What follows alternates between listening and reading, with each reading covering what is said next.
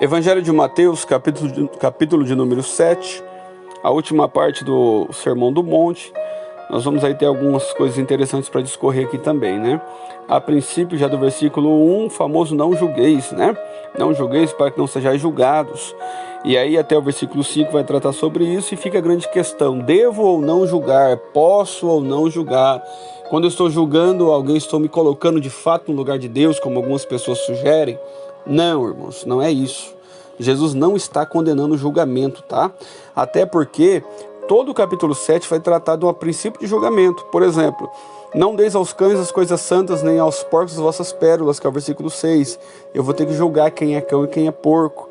Aí depois disso, os dois fundamentos, né? Eu vou ter que julgar os dois caminhos, na verdade, eu vou ter que julgar qual caminho é melhor para mim, ou qual caminho que eu estou caminhando. Depois disso, os falsos profetas, eu vou ter que julgar quem é um falso profeta para ver onde é que ele se enquadra. Depois dos falsos profetas, as duas árvores, eu vou ter que julgar qual árvore é boa e qual árvore é má. Depois das duas árvores, os dois fundamentos, né? Qual é a casa edificada sobre a rocha e qual é a casa edificada sobre a areia. Eu vou ter que julgar também. Então, todo o capítulo 7 trata-se de julgamentos, né? O que Jesus condena aqui, no Mateus 7, do 1 ao 5, não é o ato em si de julgar, mas é a maneira como ele é feito, né? Porque o que Jesus está condenando aqui é o julgamento sem amor, sem compaixão, com a simples finalidade de expor alguém, né? Se esquecendo que a gente também erra. Então, a grande questão é o versículo 5 de trava e cisco, né? Versículo 5 vai falar: hipócrita, tira primeiro a trave do teu olho e depois vai ajudar seu irmão a tirar o cisco do olho dele. O que Jesus condena é aquele julgamento que eu faço para denegrir alguém, para humilhar alguém, para expor e levar uma pessoa ao ridículo. É isso que ele está proibindo. Mas aquele julgamento que eu faço, que a própria Bíblia manda que eu julgue com uma reta justiça, é o julgamento que eu consigo livrar alguém do fogo do inferno futuro, ou livrar a mim mesmo de enganos futuros por conta de erros dos outros. Esse eu posso e devo fazê-lo, tá? Até porque a continuação aqui no versículo 6 vai falar sobre isso: não deis aos cães as coisas santas, nem aos porcos as vossas pérolas. Cães e porcos aqui são vistos como inimigos do evangelho. Não é que eu não deva pregar para quem não quer Cristo, tá? Não confundam, eu devo pregar, mas esses que são inimigos são considerados opositores do evangelho. Então eu vou orar por eles, uma vez que eles não querem saber a verdade, e vou evitar de ficar confrontando eles com a Bíblia, uma vez que eles não querem saber da Bíblia. Eu preciso compreender essa diferença, tá? Aí do versículo 12 até o versículo 11 nós vamos ter um breve relato sobre a necessidade de oração. Falei no capítulo 6 que o crente não tem a possibilidade de não orar, porque Jesus fala: quando orardes, né? Eu sou obrigado a orar porque faz parte da vida cristã. Então, quando eu orar, Jesus dá agora uma ordem imperativa, dizendo: pedi e dar-se-vos-á, buscai e encontrareis, batei e abrir-se-vos-á. Porque o que pede recebe, o que busca encontra, e o que bate se abre. Jesus está dando uma ordem imperativa e ele está nos ensinando três coisas aqui de maneira simples. Pedir significa humildade, buscai, perseverança, batei, ousadia. Jesus está falando: para orar você tem que ter humildade para saber quem é que te atende. Tem que ter perseverança para de fato você alcançar aquilo que você deseja. E ousadia para bater na porta e falar: Senhor, é isso que eu preciso. E Jesus vai dar também uma tranquilidade sobre isso, né? Ele fala: porque qual de vós, sendo maus, vai dar, e o filho lhe pedindo um pão vai dar uma pedra, ou pedindo um peixe vai dar uma cobra? A gente não vai fazer isso. Aí ele diz: ora, se vocês, sendo maus, dão boas coisas aos vossos filhos, quanto mais vosso Pai Celestial, que está nos céus, dará as coisas que lhe pedirem. Então vamos pedir, e pedir na certeza de humildade, perseverança e ousadia, porque existe um Deus nos céus que nos atende. E se nós, sendo maus, damos coisas boas aos nossos filhos, e o nosso Pai não é mau. Então ele está disposto a atender as nossas orações e a trazer os nossos pedidos à existência terrena.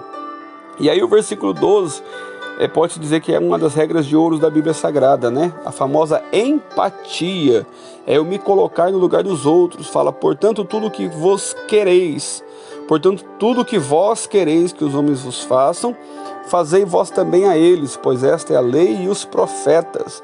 Jesus está dizendo: tudo discorre de você se colocar no lugar do próximo. Por exemplo, não quero ser mal julgado, então não vou julgar mal a ninguém. Entendeu, irmão? Isso é uma questão de compreensão. Não quero que ninguém fale mal de mim, então não vou falar mal de ninguém. Não quero ser humilhado por ninguém, então também não vou humilhar ninguém. É a questão de se colocar no lugar do próximo. Não quero, e aqui principalmente, ir para o inferno. Então também não quero que ninguém vá para o inferno. Eu preciso orar para que essas pessoas alcancem a Cristo. Depois disso, versículo 13 e 14, vamos falar de maneira breve sobre os dois caminhos, né? Jesus vai falar sobre a existência de duas portas, a estreita, que é a que conduz à salvação, e a larga, que conduz à perdição. A estrada larga é a estrada sem limites, sem regras, né? As pessoas andam da maneira que querem, fazem o que querem, e acham que pode fazer o que querem, que não tem problema algum. E aí Jesus vai estar condenando isso, e existe a porta estreita, né? O caminho estreito, que é o caminho da renúncia, do sacrifício, o caminho onde eu escuto Jesus, tomo a minha cruz e sigo o evangelho, o caminho onde eu renuncio os meus desejos pessoais para fazer a vontade do mestre, né? Logo após isso, Jesus vai entrar falando sobre os falsos profetas, que vêm até nós disfarçados de ovelhas, mas interiormente são lobos devoradores, que nós o conheceremos pelos frutos. É bom a gente compreender isso aqui, que o falso profeta, ele se parece com o verdadeiro, né? Porque ele vem pele de ovelha, ele vem até nós disfarçado de ovelha, mas são lobos no seu interior. O que eu preciso compreender não importa o milagre que a pessoa faça, eu preciso saber se a vida dela está embasada na palavra. Se a vida dela não estiver embasada na palavra, irmãos, ela deve ser rejeitada, ela e todos os seus ensinos. Aqui na continuação dos falsos profetas, versículo 21 ao 23, vai falar: nem todo o que me diz Senhor, Senhor entrará no reino dos céus, mas aquele que faz a vontade de meu Pai que está nos céus. Porque muitos me dirão naquele dia: Senhor, em teu nome não profetizamos? Em teu nome não expulsamos demônios? Em teu nome não fizemos muitos milagres? E eu então lhe direi abertamente: nunca vos conheci. Apartai-vos de mim, vós que praticais a iniquidade. Então isso é interessante. Qual que é a regra para que eu possa julgar alguém? A vida dela na conduta da palavra. Não é se ela faz chover fogo dos céus ou não. É se está enquadrado no ensinamento da Bíblia. Porque se não tivermos, vai para um caminho mau, vai para um caminho da perdição eterna. Então eu tenho que acautelar, eu tenho que ficar esperto, eu tenho que ficar ligado nos falsos profetas.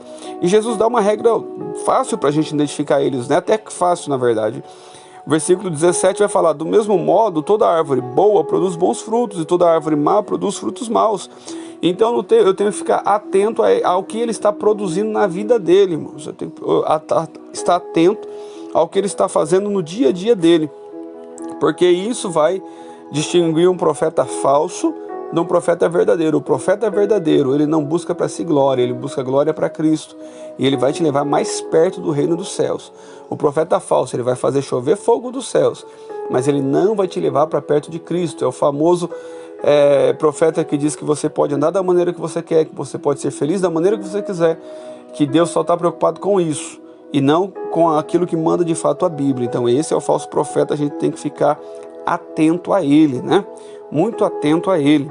E aí, depois do versículo 23, nós vamos para os dois fundamentos, né? Para terminar aqui o capítulo. Os dois fundamentos são a casa edificada sobre a rocha e a casa edificada sobre a areia. Elas podem ter por fora, pela estrutura, ser idênticas. O que vai fazer a diferença nessas duas casas é onde de fato elas foram alicerçadas, onde foi fundamentado o seu alicerce.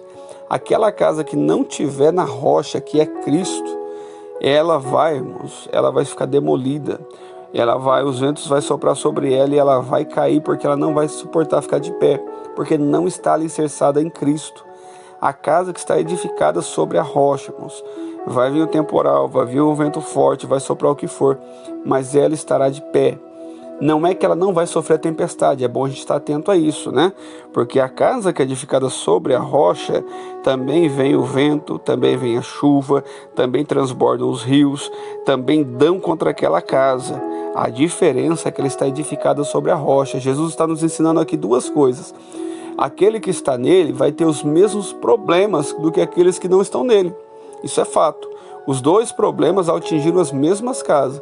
A que está sobre a rocha e a que está sobre a areia. A diferença é que quem está alicerçado nele vai permanecer firme depois de toda a tempestade. E aí Jesus vai concluir o Sermão do Monte, né, versículo 28 e 29. E aí a Bíblia diz que as multidões se admiraram da sua doutrina, porque ele não ensinava como quem tem autoridade, que eram os escribas, né? Ele não ensinava, na verdade, como os escribas, mas ensinava como quem tem autoridade, né? Essa é a expressão correta.